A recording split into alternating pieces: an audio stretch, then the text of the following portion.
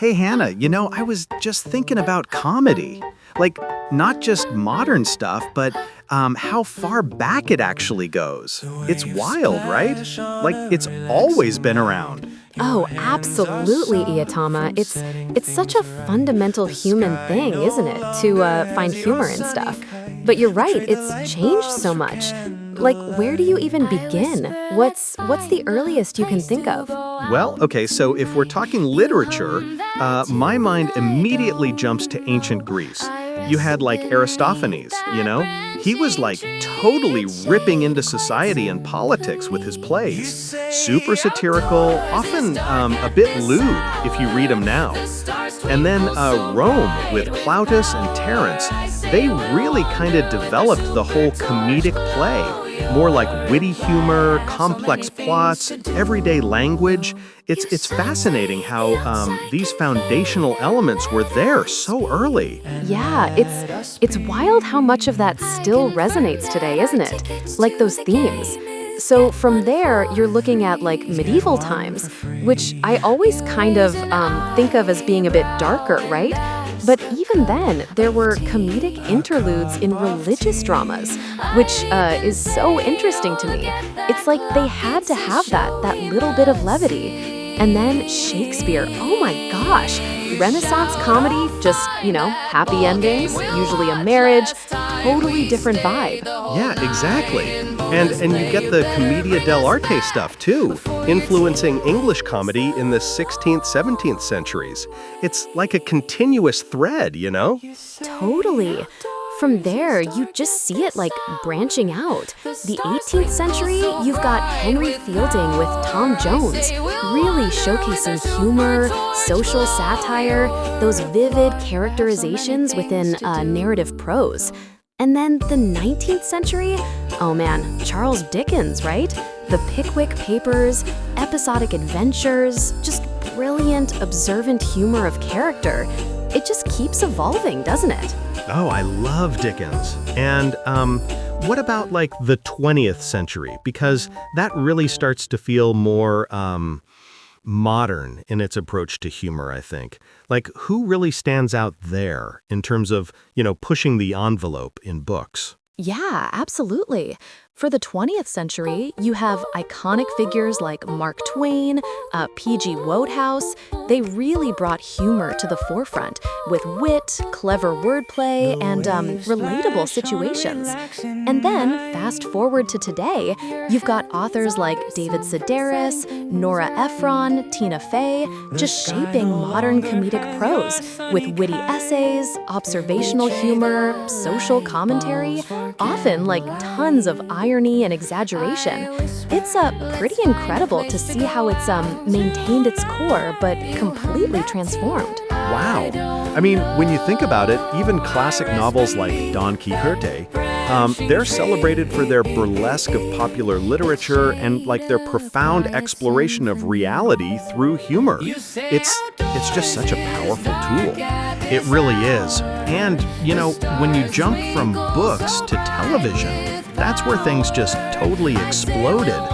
TV really revolutionized comedy by bringing it directly into people's homes. It adapted formats from radio, from live performances. Oh yeah, like those early variety shows, right? My grandma used to talk about them all the time, like Texaco Star Theater and the Milton Berle Show. Those were like where popular comedians would do their stand-up, often live and like totally unscripted, right? Exactly. It was raw, immediate. But then, the 1950s and 60s, that was like the golden age of sitcoms. I love Lucy, man, that show.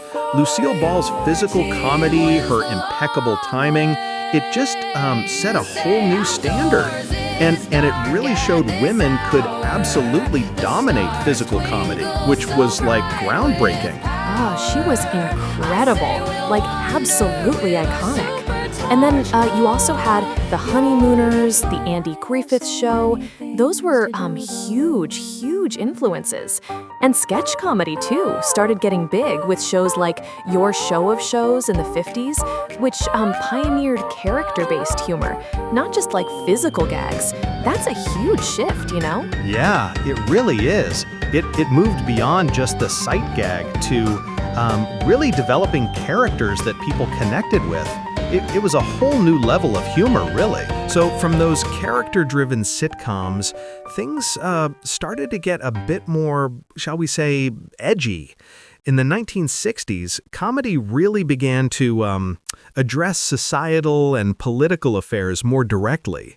This trend really got cemented in the 1970s. Oh, like All in the Family and MASH? Those shows were huge. They tackled super serious topics, racism, war, politics, but they still kept their comedic edge. It's amazing how they balanced that, isn't it? Like making you laugh while also making you think. Absolutely. And stand-up comedy kept growing too, with specials from George Carlin and Richard Pryor just pushing boundaries with unfiltered, often socially critical material. They weren't holding back at all.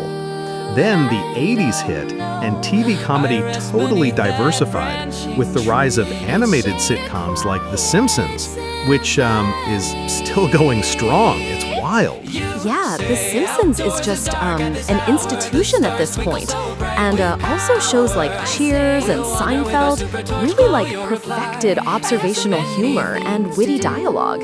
That's what I think of when I think of classic 80s, 90s comedy, like those sharp lines. Exactly. The 90s continued that trend with shows like Friends and Frasier. It was all about those clever setups and punchlines, really refining the sitcom format, you know? Oh, for sure.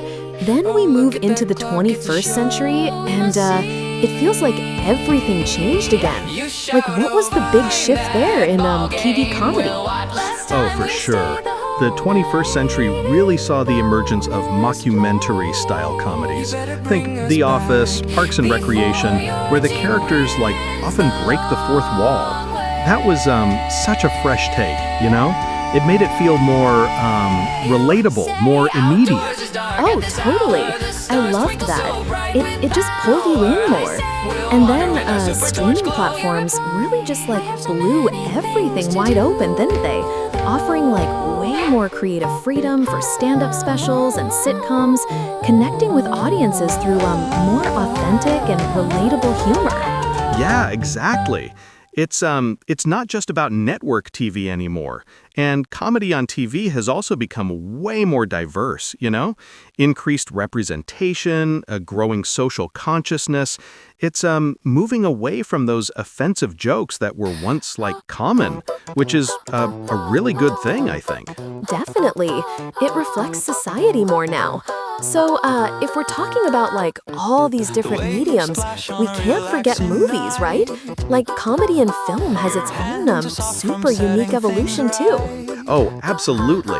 It's one of the oldest film genres, tracing back to theater and vaudeville. The silent film era? Man, that was all about visual humor. So the silent film era, Hannah, that was pure visual humor, right? Pioneers like Charlie Chaplin, Buster Keaton, Harold Lloyd, they became global stars. They basically established so many comedic conventions just through physical humor, sight gags, exaggerated actions. It's amazing what they did without saying a word, really. Oh, I've always been fascinated by that.